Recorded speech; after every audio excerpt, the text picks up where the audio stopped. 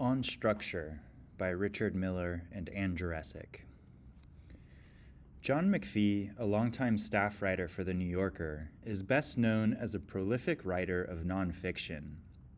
He's written books about subjects as diverse as the geography of the western United States in Annals of the Former World, efforts to contain natural destruction caused by lava, water, and mountainside debris flow in The Control of Nature, people who work in freight transportation in Uncommon Carriers, and the covert actions an American professor took to preserve dissident Soviet art in The Ransom of Russian Art. We hope you'll familiarize yourself with McPhee's work because his mind, as one reviewer put it recently, is pure curiosity. It aspires to flow into every last corner of the world, especially the places most of us overlook. But we bring McPhee to your attention here not because of his remarkable literary career, but also because he may well be the best writing teacher on the planet. His former students, who collectively have published over 430 books, include David Remnick, a Pulitzer Prize winner and editor-in-chief of The New Yorker, Richard Stengel and Jim Kelly, each of whom has served as managing editor of Time, Eric Schlosser, author of Fast Food Nation, and Jennifer Weiner, best-selling novelist and contributing editor at Mademoiselle. Why are McPhee's students so successful? One reason is how McPhee trains them to think about structure. In a New Yorker essay simply titled Structure, McPhee offers lessons about writing that were previously reserved for the small number of Princeton University students lucky enough to get a seat in one of his seminars. He begins his essay by describing the crisis of confidence he faced early in his career when he settled in to write a long article about the Pine Barrens of New Jersey, a region of the state that he'd been researching for 8 months. I had assembled enough material to fill a silo, he recalls, and now I had no idea what to do with it. He spent 2 weeks lying on his back on a picnic table, stymied by panic, unable to see a way to organize his thoughts. Finally, he realized that an elderly native of the Pine Barrens, Fred Brown, had connections to most of the topics he wanted to discuss. So McPhee decided he could begin the essay by describing his first encounter with Brown, and then connect each theme to various forays he and Brown made together. Having solved his structure problem, McPhee got off the picnic table and began to write. Structure, he says, has preoccupied me in every project I have undertaken since. For 4 decades, McPhee has taught his students that structure should be strong, sound, and artful, and that it is possible to build a structure in such a way that it causes people to want to keep turning pages.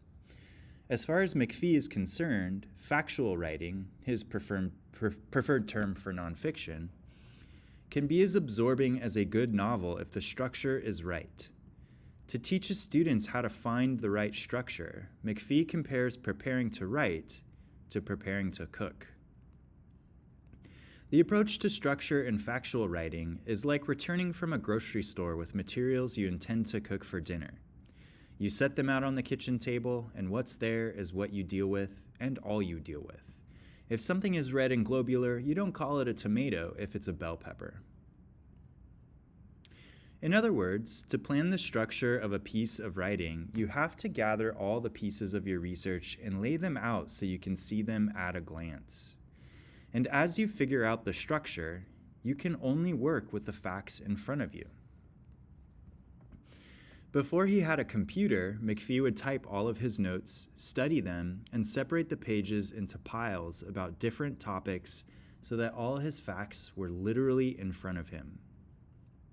Then he would distill the piles into several dozen index cards. On each card, he would write 2 or 3 code words that indicated to him a part of the story he wanted to tell. The codes might refer to a location, UNY for upstate New York, or to an event or anecdote. Upset Rapid. His office furniture at the time included a standard sheet of plywood, 32 square feet, on 2 sawhorses. He would scatter his index cards face up on the plywood, anchoring a few pieces and moving the others around until he figured out how to organize the work in ways that were both strong and artful. Rebecca Skloot, author of The Immortal Life of Henrietta Lacks, regularly uses McPhee's essay Travels in Georgia to teach structure to her writing students. She shows them that if you map the narrative of Travels in Georgia, you can see that it spirals in time.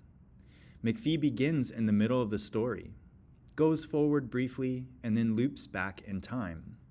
By the middle of the essay, McPhee has brought his account back to where it started. And from that point on, he moves the narrative steadily forward in time.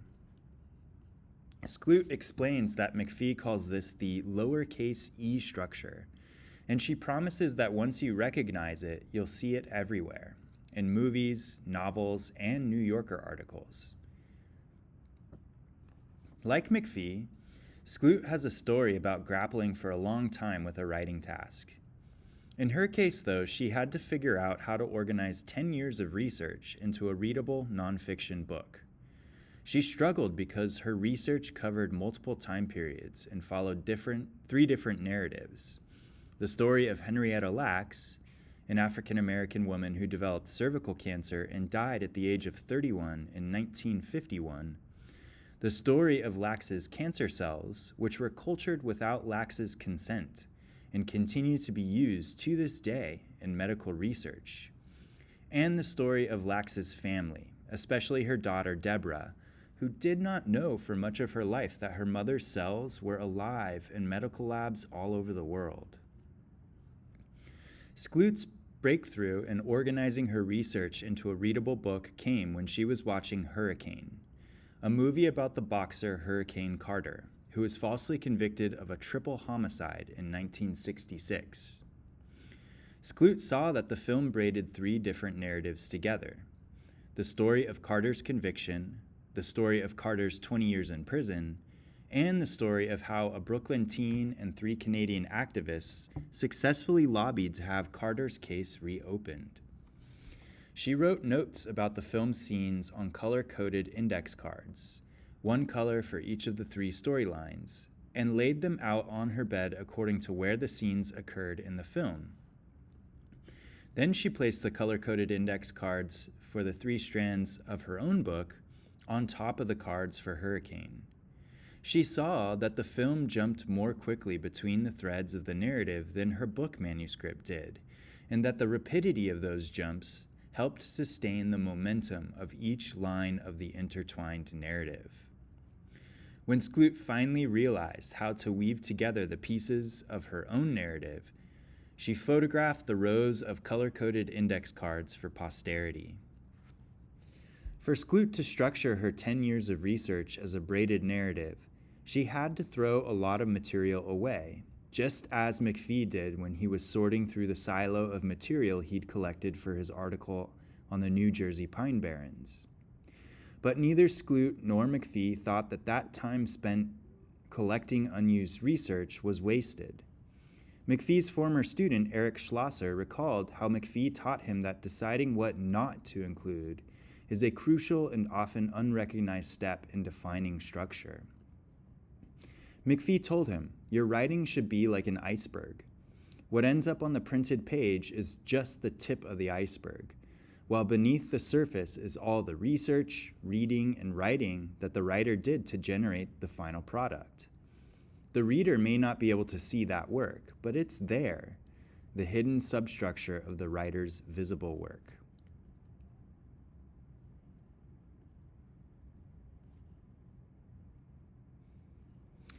Practice Session 1, Part 1, Structure After the Fact. In school, the operating assumption is often that there is one structure with which students should work: introduction, body, conclusion. Note that this approach begins by prescribing and organizing structure, no matter what the subject or project is, Whereas the examples from McPhee and Skloot referenced in our essay on structure show structure emerging after the research process is finished or well underway. We've highlighted these examples because we think that the best time for you to make decisions about structure is after you formulated the question you want to answer, the problem or puzzle you want to solve, or the idea you want to explore, and after you've taken time to do substantial research. Once you've gathered your materials, then you can experiment with how to organize it for your readers. For this practice session, we are assuming you are well into a longer writing project. We highly recommend what question do you want to make sure you've thought about before you graduate college assignment discussed in On Choosing Your Own Adventure as a starting point for a longer project. Get a set of index cards and make a card for every section of your project, those you've already written and those you are planning to write in order to finish the project. Set the cards out on a flat surface and then organize them so that they represent the structure you think best suits your project. When you've mapped out a structure you think works, step back and think carefully about what you see. If you see a path that moves the reader through the development of your project, ask the following questions to think in finer detail about its organization. What shape is the path? Is it straight and simple because you're writing a descriptive essay? There's this and that and the other thing? Given the assignment or your ambitions, is this structure sufficient? Does the path of your project take interesting turns? Is there a step that takes your thoughts in a new direction? Are there turns that might pivot on a qualifying word or phrase such as but, however, or on the other hand? Does the path turn more than once? Does it double back on itself? Does it have a lowercase e structure? Does it braid 3 or more strands together? Is there a fork in the path? Is there a moment where you entertain multiple options? Are there gaps? Does the path abruptly change direction or miss a step between a given section and the one that follows? Are there pieces or ideas that don't fit anywhere? Does it make sense to include such material as a digression that eventually leads back to the main path? Would a digression contribute to the essay's overall project?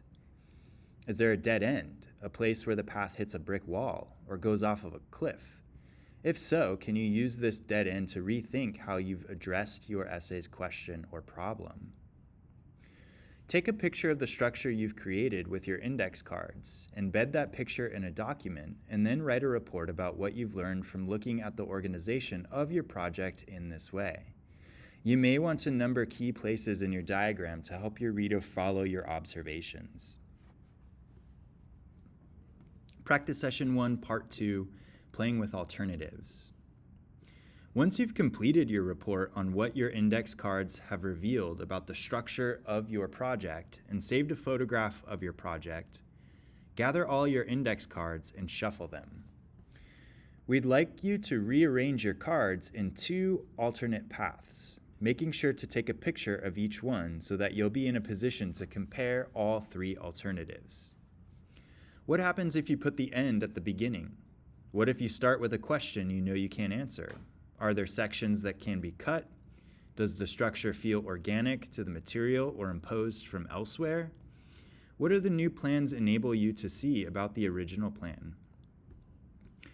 When you've tried at least 2 alternate organizational schemes, embed the images of your reorganized cards and write a report that compares the virtues of each organizational possibility. Then explain how you made up your mind about which one to follow.